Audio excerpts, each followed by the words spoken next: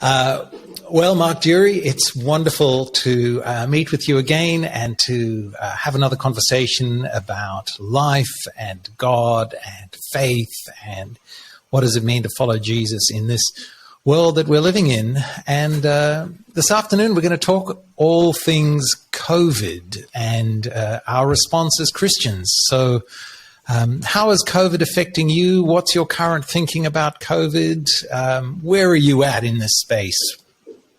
Well, Mark, I must admit, my wife Debbie and I have been pleasantly ensconced in the country. Nice. where there have been few infections, and we have a large block to roam around on, and day to day we've actually felt really blessed, and blessed not to be in the big city. So it's not been a harsh 18 months, but we're very aware that the world has been doing it tough. We've lost dear friends overseas who died. Right. And and I felt really burdened for countries like Indonesia and India that have lost many, many thousands of people. I suppose the big thing for me has just been to think through the enormity of what's happening and to understand it. And so that's been on my mind a lot. And I think people have really struggled with this. There's been a lot of fear.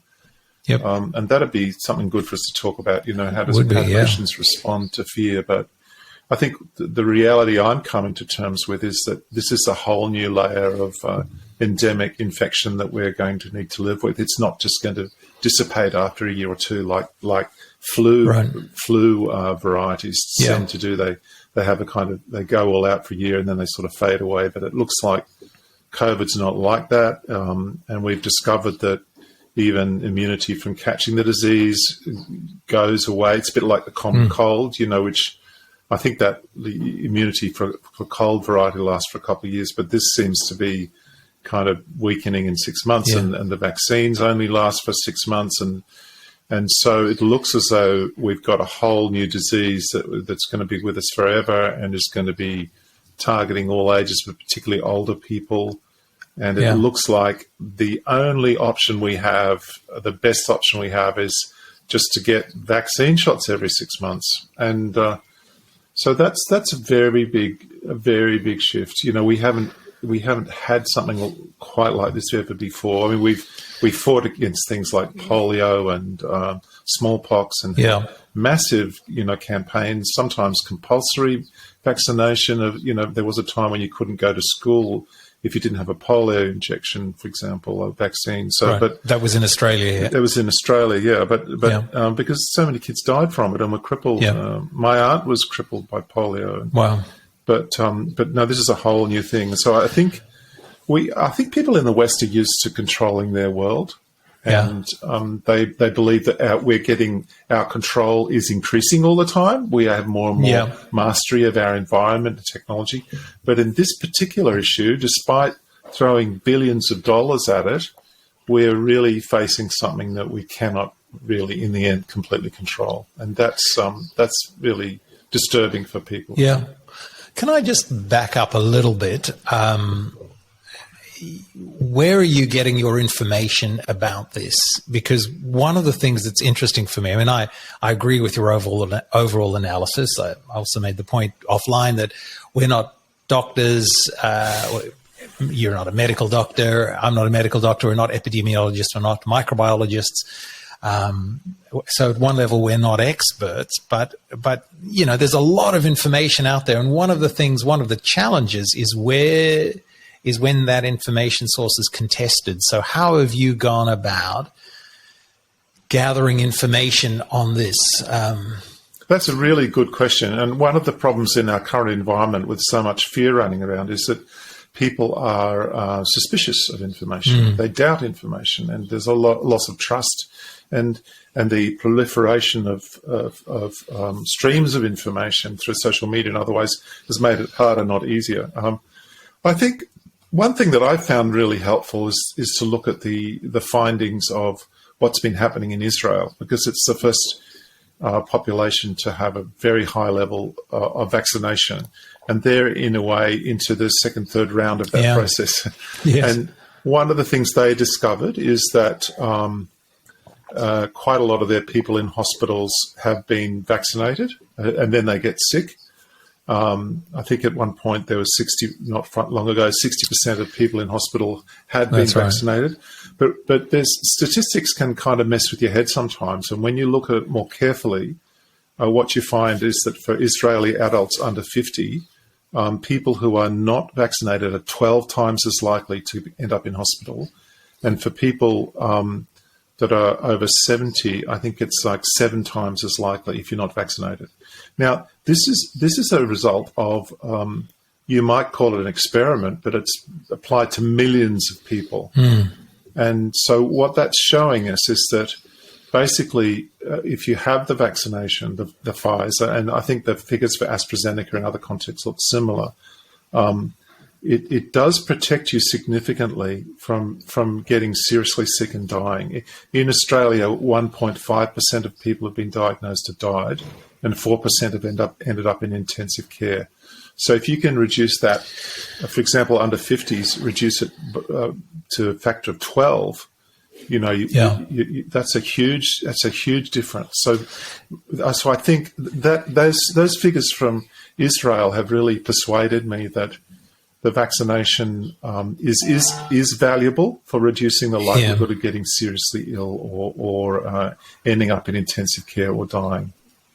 So what would you say to somebody who said, look, the disease itself is not that serious? Like if the excess mortality rate for last year was 5 million or even 10 million, if the 10 million extra people died last year in a global population of 80 billion, that's a rounding error. What's the problem with that? Why lock down the whole world? Why spend billions and billions of dollars on a vaccine that doesn't seem to really work? So what's a Christian? So it's very interesting to me to think about what is it.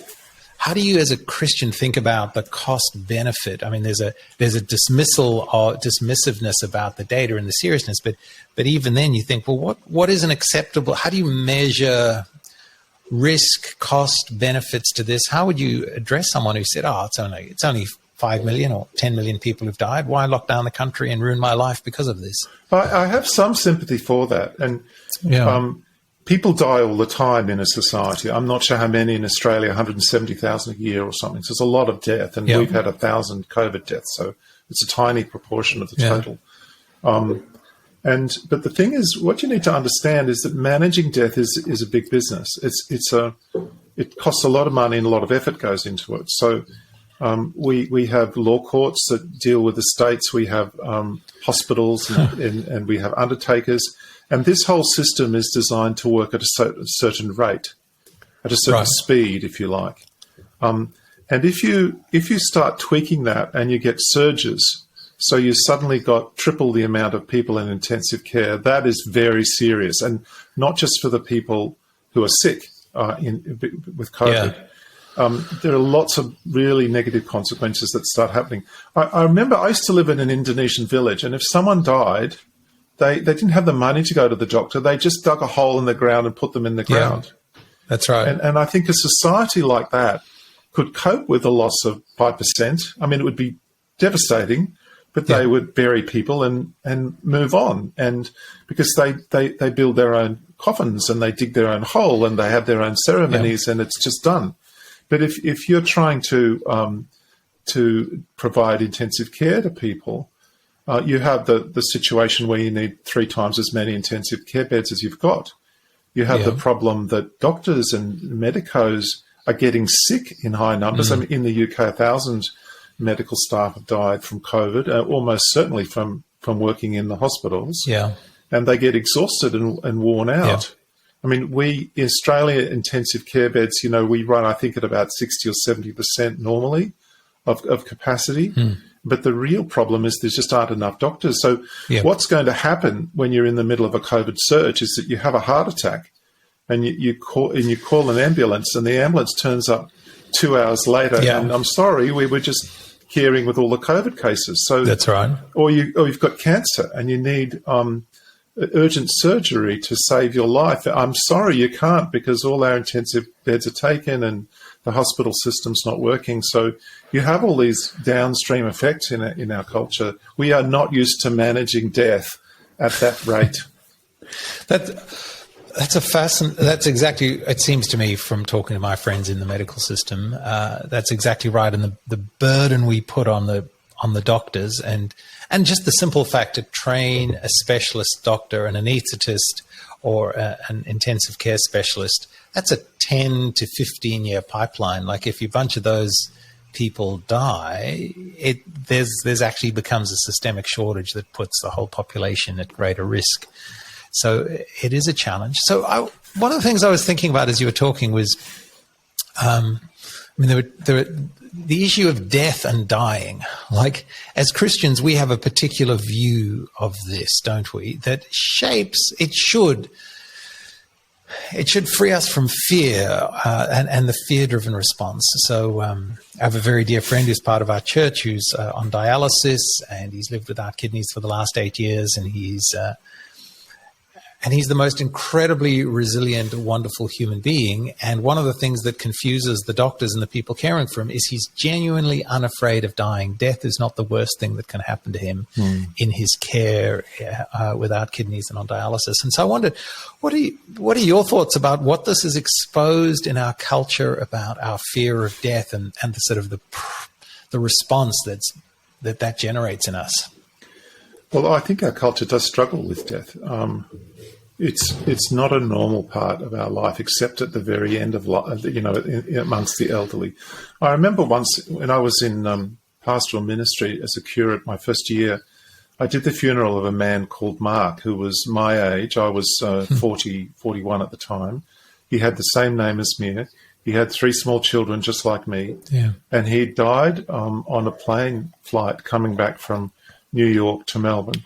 Wow. And his wife said he had a heart attack, but when I told my wife, Debbie, the circumstances that he'd been on a flight, she said, oh, it's probably a flying clot. And sure enough, it was. He'd had a clot. And what was really striking about that funeral is the biggest funeral I've ever taken. There were more than 300 people, and this huge network of people in their 40s and friends of similar age were just overwhelmed by the loss of this man. But on the other hand, I've done many funerals for people in their 80s and 90s with 20 or 30 people turn up, the grandchildren and a few nephews. And so, to die out of control, we're not supposed to die. Yeah. We had this idea that there's certain proper death and then there's improper death. And right. And this is shocking, that death would intervene in our life. So I think from a Christian point of view, we understand that death is part of life. It's one of the kind of curses of the world.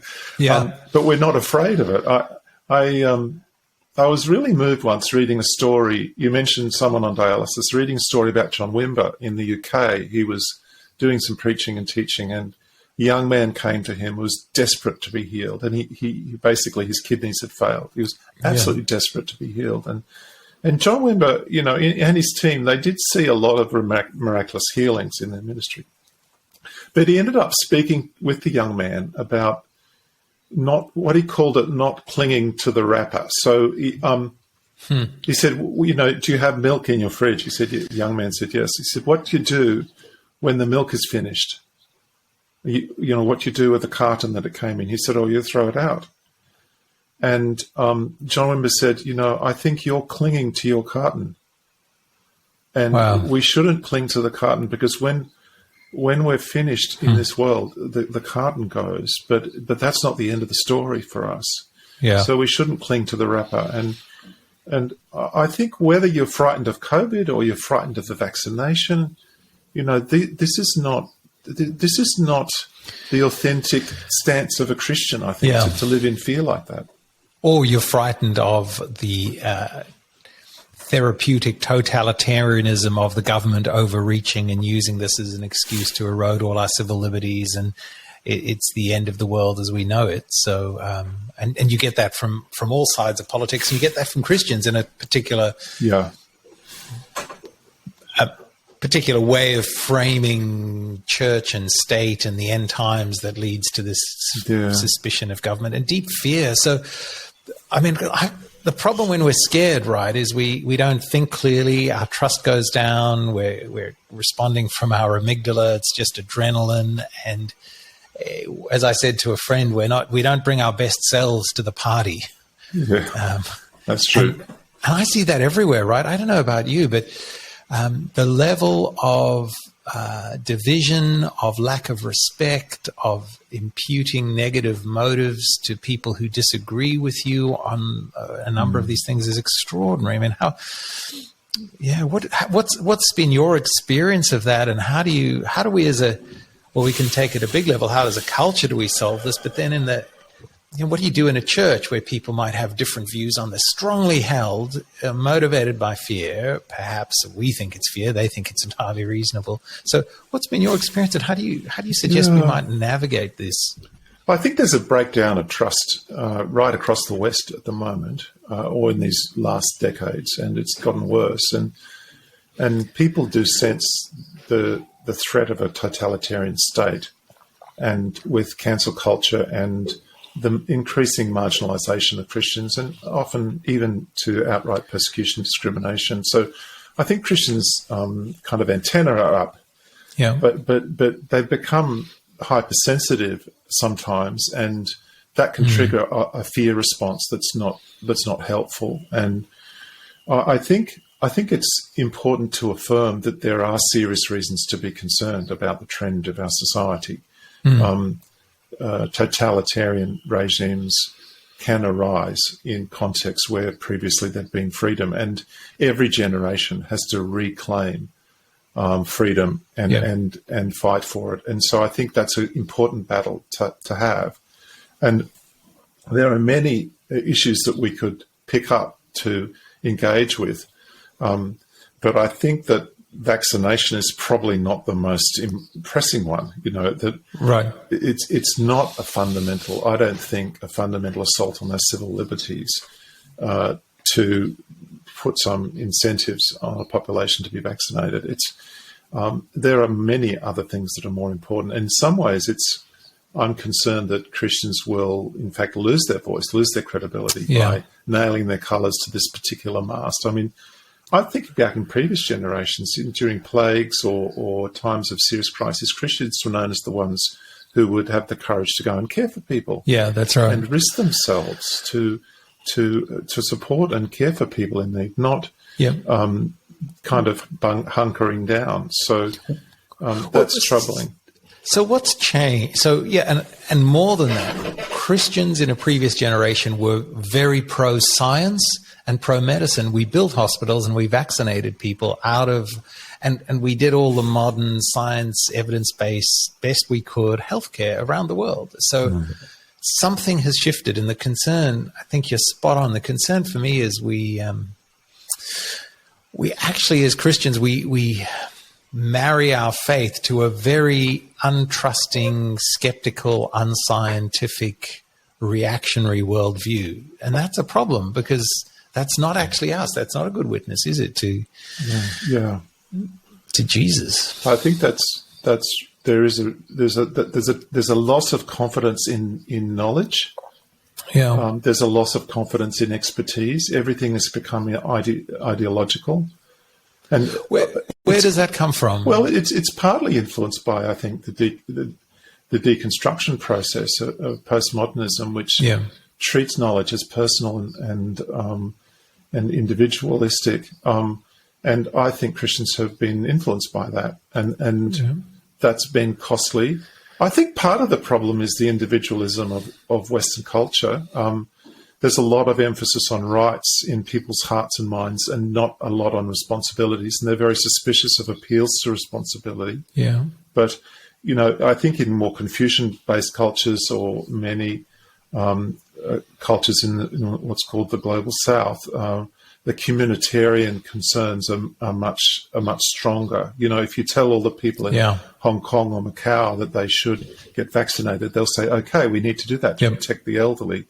But in the West, there's a tendency to see this as a personal infringement on my human rights, and so I think also, because there's so much anxiety about identity politics, cancel culture, the progressive worldview, which sometimes can really despise Christianity, this particular issue has been picked up as kind of a safe thing to get upset about.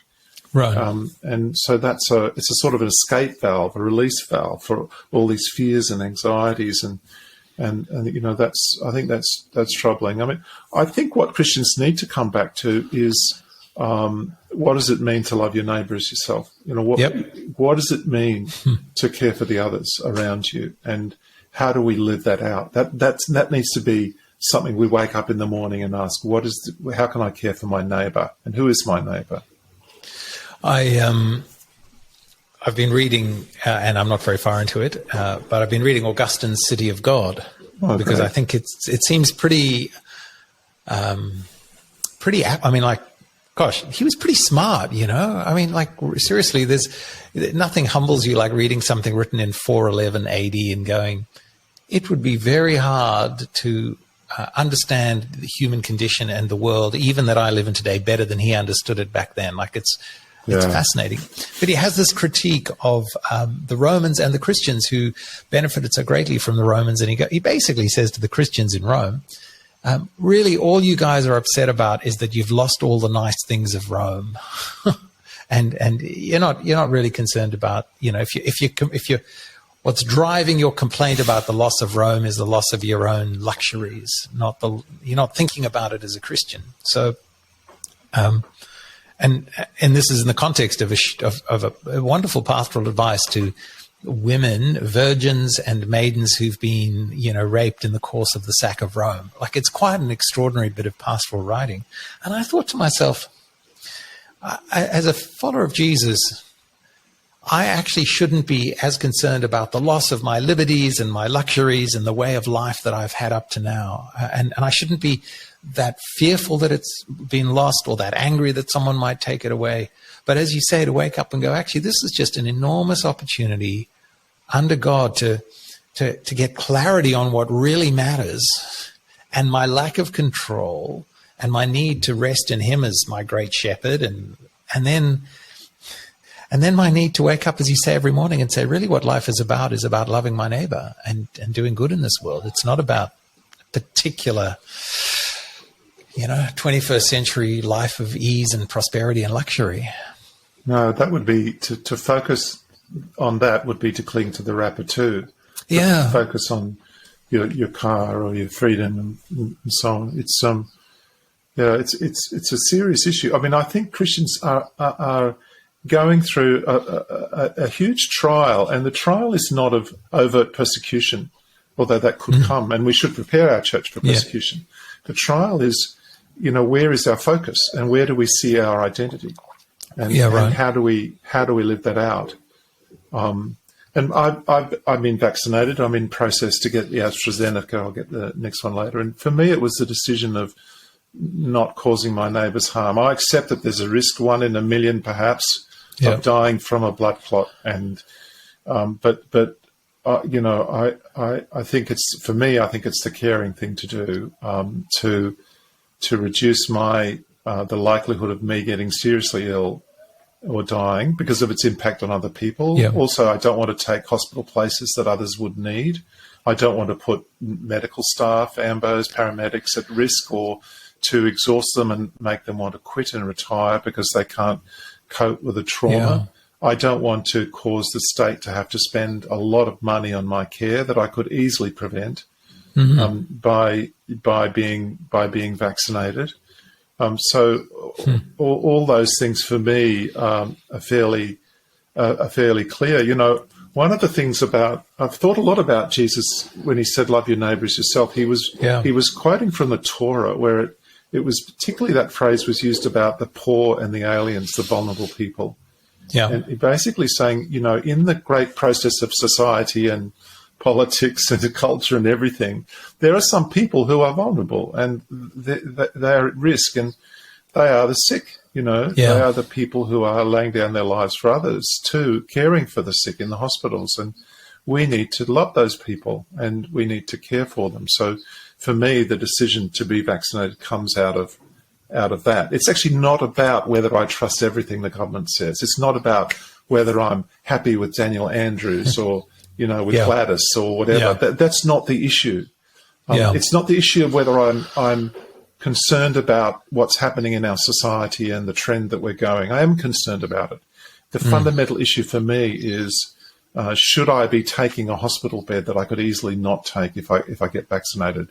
Should I be adding to the incredible load that's about to break over the heads of the medical staff on the front line? And what freedom do I have to make that choice? And what's interesting is your decision to get vaccinated and mine. I've been vaccinated with AstraZeneca. It is a step of faith, like really any action is, because I've had this discussion with people. Well, we don't know that it's absolutely safe. It hasn't been finally tested, and you hear all of this, and it comes down to, we live on a web of trust all the time, and you have to, as best you can, under God, assess, think, and then avoid this. How shall I put it? I think fear-driven, selfish hermeneutic of suspicion that has infected us, right? And if we go back to the history of ideas, it's, as you said, that postmodern, it's all Foucault's fault, right? Like everything's about power, everyone's out to get us, you can't trust anyone. So you're just, no, I know that getting vaccinated, there is a logical possibility, of course, that this vaccine will be worse for me than COVID. That's true. In the same way that I know it's a logical possibility that God might not exist. That's true. And it exists. But still, on balance of probabilities, you go, this actually, I think, really makes an enormous amount of sense. Yeah. Look, we live with risk all the time. Yeah. When we drive the car, we take risks. Just breathing and living involves risks of different kinds. Getting married is a risk. Having children is a risk. And we live with risks, but for various reasons, this particular risk has kind of blown the gasket for people. We've allowed fear to become a dominant thing. I mean, for me, from a rational point of view, the way I think this through is actually tens and tens of millions have taken the AstraZeneca vaccine. If this is, people say there should be more trials. Actually, the trial is 100 million people, and I think by now, the medicos do have a fairly good sense, at least what the short-term impact of the disease is. And that's why I think actually the risks are very low. And I think that's a realistic and reasonable, it's reasonable to trust that report. But did you find, see, the difference for me was when you choose to get the vaccine, you are choosing positively a risk. 1 in a million. And I remember sitting with the doctor going, 1 in a million. And I got vaccinated pretty early because I'm a vaccine fan. I'm a medical science fan. I'm like, man, if it moves, vaccinated, like I've just seen the benefit growing up in Africa with, 2 generations, my mum and my grandfather before me working in public health. I'm just like, this is a modern miracle. It's a great gift from God. So let's go. But there still it felt different, that positively saying I'm doing something that might kill me versus I can sit back and think that I'll be okay if I get COVID. It probably won't get to me. Like there's a path. So our ability to assess risk is inadequate. We weigh these things differently, which seems to be important for a lot of people. I think I found the Bible really helpful because the Torah speaks about managing risk for your neighbour in a number of different ways. For example, if you dig a hole and don't put a cover over the hole and the person falls in, you're legally responsible, or their cow falls in and gets hurt. You're meant to take care, according to the Torah, to prevent accidents to other people, and you have a liability just by living. You're meant to not do things that will endanger your neighbour. And I think the reality is that although we have trouble quantifying it and thinking it through, is that if 20% of the population refuses to be vaccinated, and then someone dies of a heart attack because there's no ambos that can reach them in time, that 20% of people is responsible for that person's death. And it's very hard for people to own that kind of level of responsibility, but it's as real as the responsibility of getting vaccinated and then suffering from a rare complication of the vaccination. And I think we need to think of our duty of care towards others, not just in terms of the direct consequences of our personal actions, but also the indirect, for us, unintended consequences our inaction, or that is just as morally culpable, I think. I mean, if someone gets sick and dies and leaves their children without a mother, or their grandchildren without a grandfather, and causes a great deal of cost to the family through not being vaccinated, then they have a responsibility for that.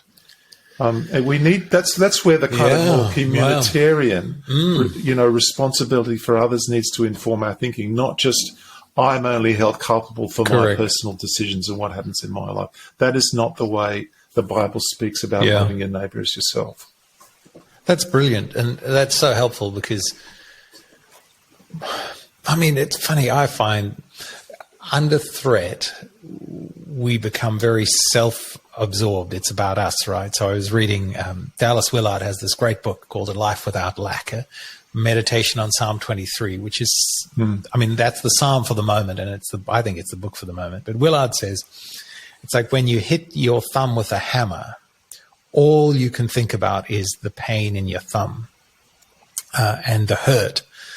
And he says the thing in life is we all are hurt. And so our tendency is to just focus on our own hurt and our own pain. But actually what we need to do, and COVID has inflicted a world of hurt, both real and imagined, a world of loss, even if, I mean, the loss and the grief culturally is just enormous. I don't think we can overstate that all around the world, even if you haven't lost to death someone you know, not being able to see your kids and your grandkids and not being able to travel and losing your job and so on.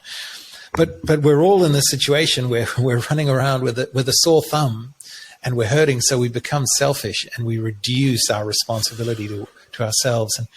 And what Willard says, and what is so helpful, is you've got to set your minds on things. You've got to set your mind on things above. You've got to set your mind on Christ. You need that freedom of self-forgetfulness that pull. For me, I have this image for myself of dragging my thoughts and my minds and my preoccupation, my focus away from me and my concerns and how I'm going and how my family's going and my hurt. Going, no, it's like, actually think about someone else, for God's sake. Think about someone else. Yeah, I was speaking to someone recently who's he's had trouble with anxiety, and one of the effects of the lockdowns has been an increase in panic attacks and difficulties of speaking about that, like the need to try and reset your thinking and reaffirm your identity in Christ, and to use all your resources, spiritually, to stand against that inclination to fear, not to partner with it or allow it to take over your life. But I think people have been conditioned by fear responses, and sometimes our leaders have spoken about COVID as a kind of evil enemy that has to be defeated, and that's not been a great way of presenting it. You don't think that's helpful? There is evil. It's real. There is evil. The line between good and evil runs down every human heart. It's out there, but it's to actually wander around in fear that COVID will get you is not a great way to motivate people in this time. Well, it works short term, but long term it's terribly damaging, isn't it? That's right. Do you think Satan is at work in COVID?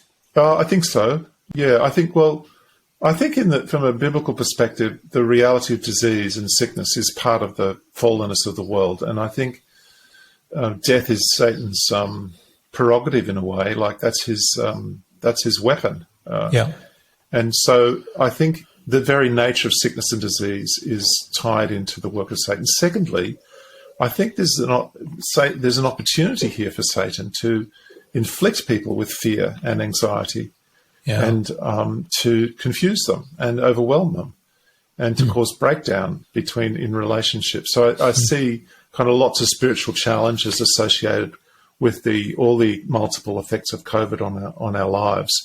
And I think it's really important for us as Christians to keep coming back to the Word of God, to the Scripture, and to kind of think through the circumstances we're facing in terms of a biblical frame, and not to kind of respond in a panicked way, or even just start fighting.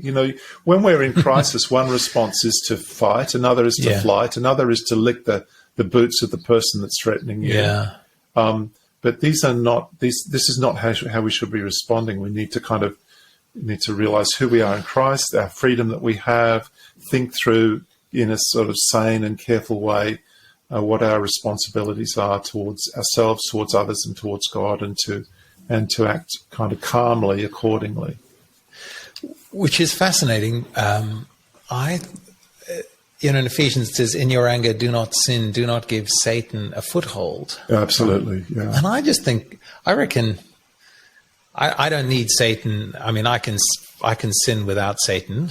I have no trouble doing that, right? But I do look at this culturally, and it's it's not a foothold; it's a jolly ledge. It's a base camp that, in one sense, we can give Satan and the forces of evil in our lives and our communities because of the fear, because of our response. So we get this thing, we respond, and one of the things that I've seen, and I'd love your thoughts on this, is I reckon Satan loves to bring division. So in families and relationships, if God's plan for us is to love and to be united in relationships of mutual care and respect and trust, man, COVID has blown that apart in so many ways, and I think there's Satan's at work in that. So how do you're not a pastor anymore, you're always but you're not pastoring, leading a local congregation. What advice do you have for someone like me where this is, the divisions around this are potentially substantial, and the rupture in relationship can be enormous because people hold some views on this very strongly, and it's immensely painful to see that. So that's really difficult. I mean, one response is to pray, I think, for understanding and peace. I'd be teaching people about the importance of listening to each other without condemning each other, and not judging, and not letting fear shut down your relationships with other people. There are things that are worth kicking someone out of the church for. Yeah. But a different view on vaccinations isn't one of them. But what if the government makes us kick someone out of the church because they're not vaccinated? Isn't that a good question? Yeah. What do I do? Tell me. Well, the rabbis complained recently because boxing matches were allowed, but synagogue worship wasn't. And I think they have a really legitimate point. But the first step in that sort of circumstance is to do what they're doing and speak to the government. It's not to break the law. Yep. That's the Daniel 1 response. You're making us eat all this food. It's not good for us. Let's try vegetables instead. Yeah. So before you actually say, we're going to engage in civil disobedience and break unjust laws, the first step is to actually use the process and work with the process. I think that's really biblical. In Jeremiah 29, it says, "Seek the well-being of the city." Yeah. And part of that, this is to the Jews in exile, and part of that is to affirm and work with the processes that God has put in place in the society, and not to have a completely kind of negative view of those structures. I have to keep reminding myself that when Paul says that the authorities that exist have been established by God in Romans 13, he was speaking about the Emperor Nero. And that's the context in which he was functioning. So, our first inclination should be to work through due process. I'm completely a believer in civil disobedience under certain circumstances. Right. I do not believe that we should follow every unjust law. And I think we actually need to be training our young people to stand in the face of persecution and to be able to take a stand. But I think the first step is if the government says you can't go to church unless you've got a vaccine passport, I think my first step would be to say, well, how long will this last? I think, is this a temporary thing? Is it going to go on? Yes. But also, how can I reach people who aren't coming to church? Yeah. What opportunities do I have to share the gospel or care for people who aren't able to be here? I'd like to express my concern to the government about this and the implications in terms of people's mental health and well-being. But basically, that restriction, not attending a football match and not going to a pub, not going to a church, people aren't thinking that up in order to persecute Christians. This is not an attempt. No. It's an attempt to save people's lives. It's correct. It's an attempt to help us act responsibly. So I'm not very happy about people being excluded from church, but I think your initial response should be, how can we reach people? How can we care for people? How can we try and work with the government on this? And the authorities need to be worked with and respected, not automatically just fought against. If they let a boxing match happen or a football team, meet, but not a home church group, I would be very angry about that, and I'd express that publicly to the government and say, this is wrong. You're actually verging on discrimination, but that even that would not necessarily be the right time to break the law. That's a very different kind of decision that needs to be made by weighing up, just how important is this the hill to die on? Yeah. Well, particularly because one might find oneself agreeing with the public health rationale for the decision, right? Yeah. So you'd say, well, meeting in person is a lovely thing, but actually, if we, you might choose to do that. You might find yourself in a very divided congregation, because what's going to happen in New South Wales, at least, is, we hit 70% double vaccination, and the government said, well, then they are using, very strong social pressure to mobilize people to get vaccinated. So, okay, if you're not double vaccinated at the 70% rate, you can't come to church. Yeah, my initial response to that is I wasn't very happy about it, because I thought actually the people are actually putting themselves at risk more than anybody else, because the vaccine, the main point of the vaccine is to save your life when you're vaccinated. And so why can't people put their own lives at risk if they wish? So that was my first response, and I don't like people restricting freedom of worship. It sort of smacks of kind of some sort of Stalinist regime or something. But as I thought about it more, I thought, well, actually, you're not just putting yourself at risk by not being vaccinated. You're putting medical staff at risk. You're putting other people who are sick at risk. You're incurring a cost on the society. And imagine the pastor that decides to break, that and just welcome people at church, and 3 or 4 of his elderly people who are not vaccinated get very sick, and then they die, and he's saying, I still did the right thing, Yeah. You should be really thinking through very carefully whether you want to be that pastor in that situation.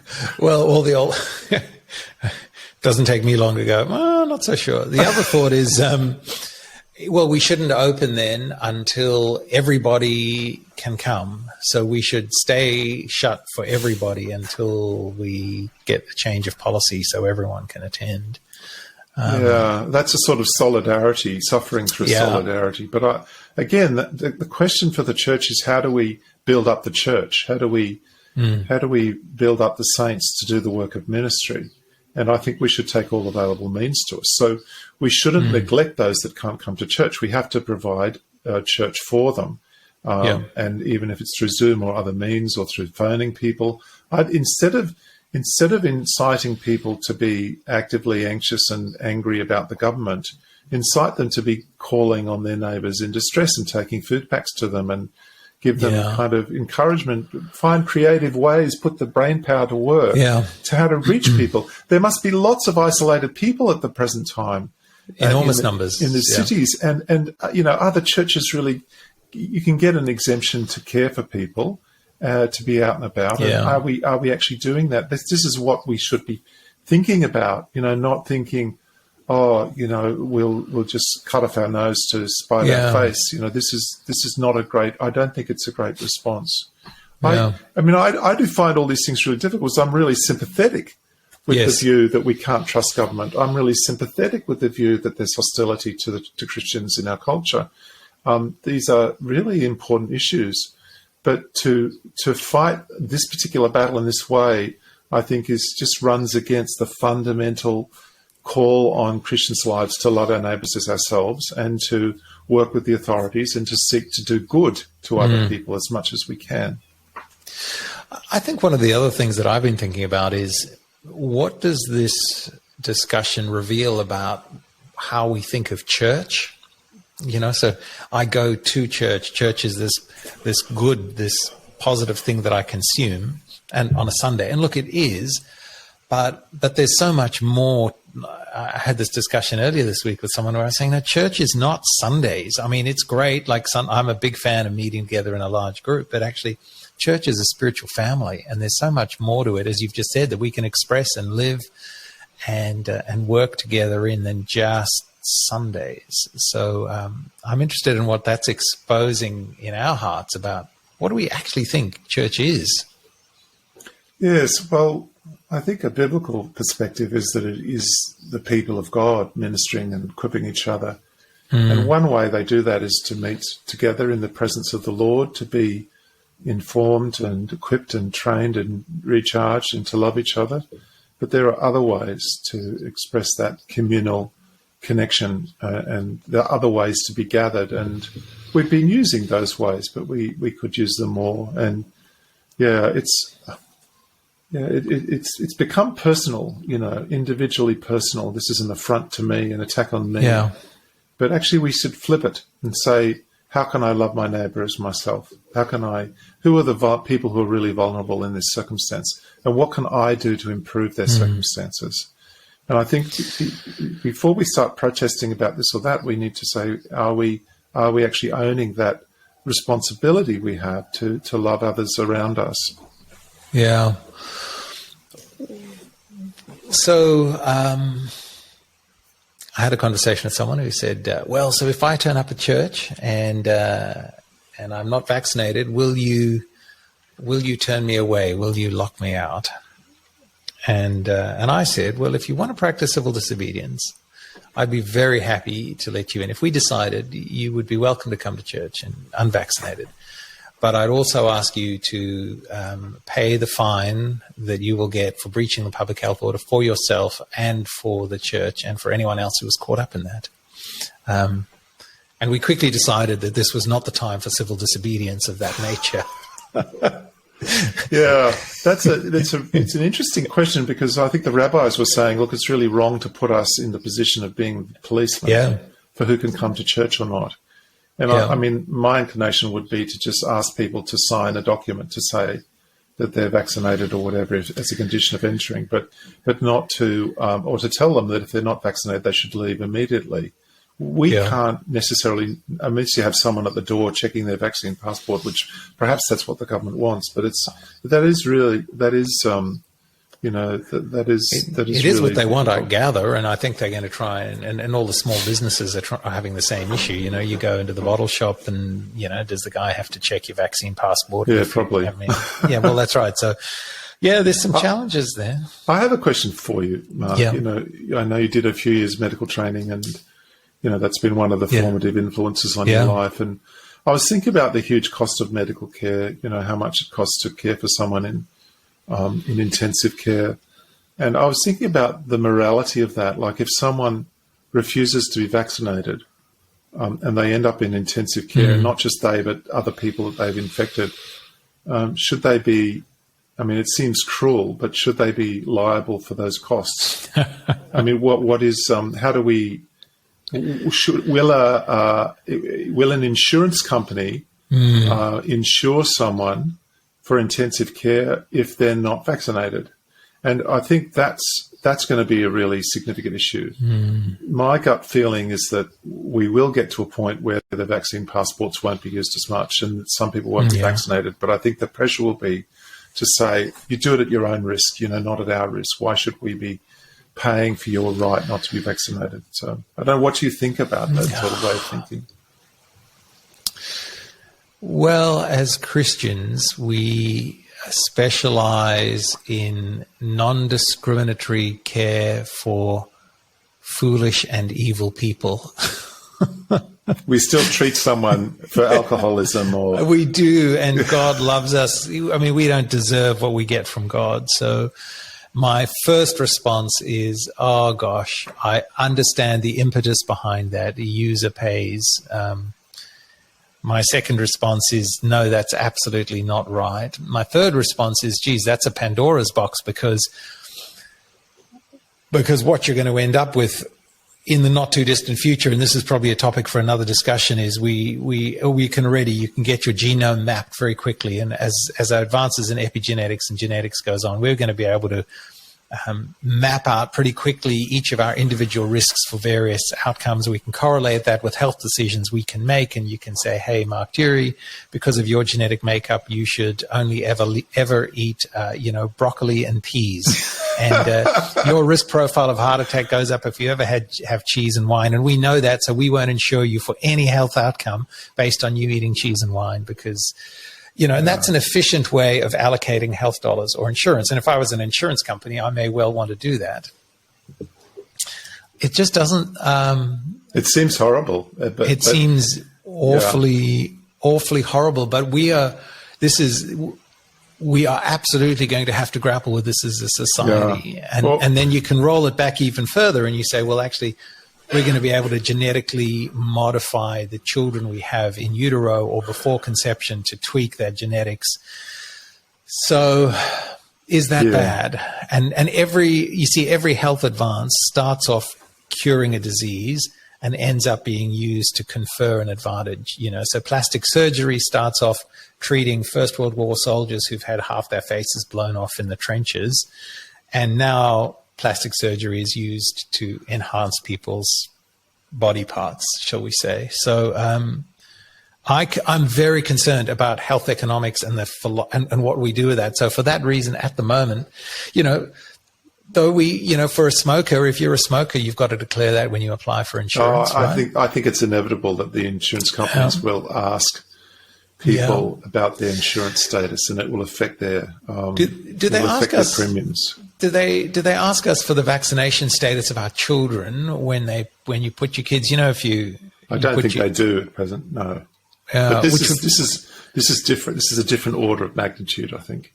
But it's if they're facing the risk that if they take the view that basically everyone's going to get COVID at some point or other. Yeah, and 1.5% of those will end up in intensive care at a cost of $20,000. Then the insurance companies will have to think about that. Here's another question. Yeah. Suppose, as people have been saying in Sydney, that when the intensive care wards fill up, they'll have to triage people, and people who only have, say, less than 5 years life expectancy anyway, and less than 80% chance of recovering from the virus. Will be palliated instead of being treated because there just aren't enough beds around. And what if someone says, well, shouldn't you also be asking whether they had an opportunity to get the vaccine and they weren't vaccinated as well because they've made a choice? Will that play in? These are really tricky ethical issues that I think people will be increasingly wanting to talk about because we just won't have enough intensive care doctors and nurses for the next 10 years. We're going to be short of people for a long time. I completely agree, and I think the time to have these discussions is now, not when the crisis hits, and the time for Christians to have a contribution in the space of medical ethics is now. And I keep saying to people, democracy is a wonderful thing, right? So what we need to do, if you're a Christian and you're a citizen of Australia, you're a citizen of heaven and you're a citizen of Australia. So as a citizen of Australia, think through these things to the best of your ability and then advocate for what you think are the policies that best express the values of the kingdom of heaven and go for your life with that. But it's not, but they're really complicated. And you know what? Christians will come up with different points of view on that. And that's okay. I love that. That just says that the kingdom of heaven relativizes all the political process, and all our political and ethical judgments and policies are finite and contingent, and we're never going to get it right. We're never going to prevent death. We're never going to bring the kingdom of God here. But now you're absolutely right, Mark. These are the questions to think about and to consider, maybe with a seriousness that we haven't thought about it before. Because I mean, in Africa, when my parents were practicing medicine, that sort of triaging would happen all the time. It happens already in hospitals. It's just that it's going to happen at a certain volume and rate. There'll be people there saying, why are you putting my granny on palliative care? Yes. When she's 75 and, could recover. And that someone will have to explain to them, we just don't have enough staff. But they're really difficult issues to face. I think one thing that's really important, which has come out for me listening to some of the things you've said to Mark, is that we need to really value our Christian fellowship and unity, our capacity to work together and to learn from each other. And it means, I think there are some issues that cause a breakdown in unity, that we can no longer be pulling yoked on the same cart, if you know what I mean, because we disagree so deeply about certain theological principles. Yeah. And at the present time, actually, churches around the world have been dividing on issues of sexuality and gender identity, for example. But at the same time, we need to be aware that there are many issues that we can legitimately disagree on and have a fruitful conversation, be willing to learn from each other, and not start shouting at each other or refuse to talk to somebody, And if someone is unable to look you in the eye and talk to you anymore because you have a different view of vaccination, I think that's a sign that we're in trouble, and Satan's actually making more out of this than we should have let him make out of it. Yeah. And so we need to think of what's a first order issue of difference and what's second and third order differences. Yeah. Someone once said to me, one of the nice things about being an Anglican is you can believe one thing one day and something else the next. And I think what they meant was there are certain issues on which people have a responsibility to work out what they believe and think. Yes. And that also means you don't punch someone in the nose because they think what you thought yesterday and not what you think today. Yeah, that's right. Yeah. And so we need to really working hard at that and listening to each other and finding the grace to stick together and not fracture. There's enough fracturing already happening in the world without communities of Christians being at each other's throats over these issues. In fact, I think the strength of our witness through this is that we are those, because we're free of fear, we should be those who can actually hold and contain the differences and love each other across the differences and still work together and find a way to model that for a society that is fracturing. I mean, the other thing I think that's right. I love that message to young Timothy from Paul when he said, God didn't give us a spirit of fear, but of power and love. And some translations say self-control, some say a sound mind. And I think they go together. And, we don't have a spirit that should cause us to fear, but one that cries, Abba, Father, that we have an identity that's well-grounded. And that foundation of not being people of fear should actually cause us joy and hope.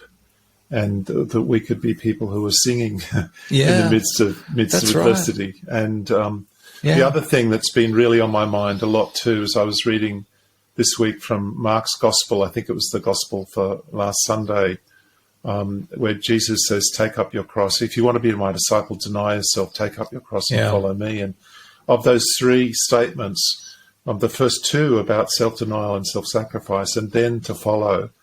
And I think that's really important for us to keep in mind, that the way of following Jesus is one of self-denial. It's putting yourself to death. It's not exalting yourself.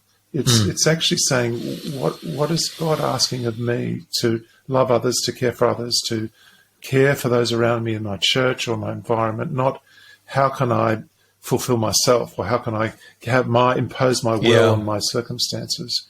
That's Jesus called us to walk in his path, and we have to keep doing that. I've really been moved over the years when I read the epistles, letters of Peter and John and Paul, about how deeply touched they were by Jesus' example, that he laid down his life, that he didn't take offense, that he didn't respond in rejection, but he responded in grace and in kind of this incredible generous spirit to people. So I think that's where our pastoral teaching and energy needs to be focusing at the moment. How do we kind of reflect the heart of Jesus in the midst of a trial that we're experiencing?